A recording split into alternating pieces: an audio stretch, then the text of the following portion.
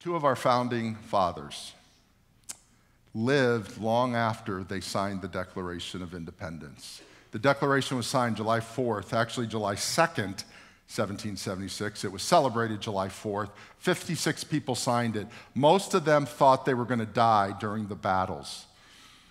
They all thought they were going to die, actually, but they put it. John Hancock put his biggest one in, and everybody signed it.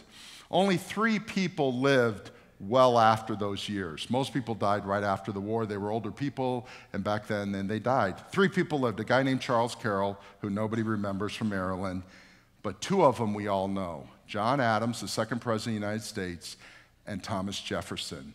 And they both lived 50 years to the day they died, July 4th, 1826. Thomas Jefferson was the man who wrote the Declaration of Independence, life, liberty, and the pursuit of happiness. Thomas Jefferson was not a believer, but he was influenced by the Great Awakening and the understanding that there was a God above him, though he did not choose to believe in him. He did not choose to follow him. He chose to follow his own way. He made a lot of money. How a man who could say all men are created equal could own slaves is beyond me. He owned slaves when he wrote the Declaration of Independence, and he bought more slaves afterwards. I don't get it. It was wrong, but he had a sense of pursuing happiness. Thomas Jefferson was pompous, proud, wealthy, started the University of Virginia, helped the end of the Revolutionary War at the Treaty of Paris, did all these great things. But Thomas Jefferson's demise was his pursuit of happiness. And at the end of the day, he died penniless. We don't know this. He died penniless. They had to sell Monticello to pay his debts. John Adams was from Massachusetts. John Adams was a poor man. He represented Massachusetts in the Continental Congress. When he came to the Continental Congress in the early 1770s, he came with 1 horse, 1 guy on a horse carrying his books. They came. Jefferson came with 6 horses pulling his carriage, with his whole entourage difference. John Adams never owned a slave. John Adams died in the house he was born in. After he was president, he built 1 room on the house. He's building Monticello, one of the biggest houses in the United States. He built a room to put his books in.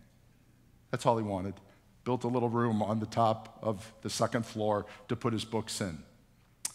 This man, we don't know how many children he had because he was immoral with his slaves. It was immoral to own slaves, and he did immorality with his slaves. And we don't know how many children he sired.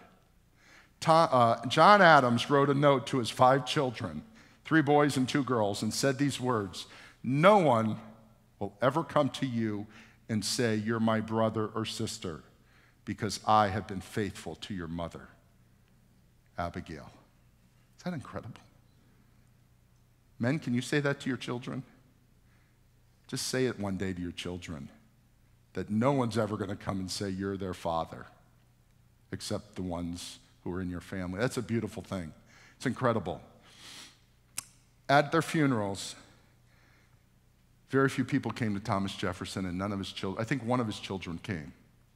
At John Adams' funeral, thousands came and progressed or proceeded across their home just to give tribute to this man at the end of his life. Thomas Jefferson wrote his epitaph. He said, "This is what I want on my epitaph. The 3rd president of the United States, the writer of the Declaration of Independence, the founder of the University of Virginia." That's what's on his gravestone. He didn't write an epitaph, John Adams, but the last note he wrote a couple weeks before he died was to a granddaughter, and he said, "All I want to be remembered is this, that I did justly, that I loved mercy, and that I walked humbly before my God." Micah 6:8. He pursued happiness. He pursued God. All of us are pursuing something. The question is, whom are you pursuing? And I would suggest, pursue God. John Adams was not perfect, but at least he gave us an example of someone who pursued God. And at the end of the day, when they're processing by your little grave, your little box, what will they say about you? That you were the founder of something, or that you walked humbly with your God? And I pray it is that you walked humbly with your God.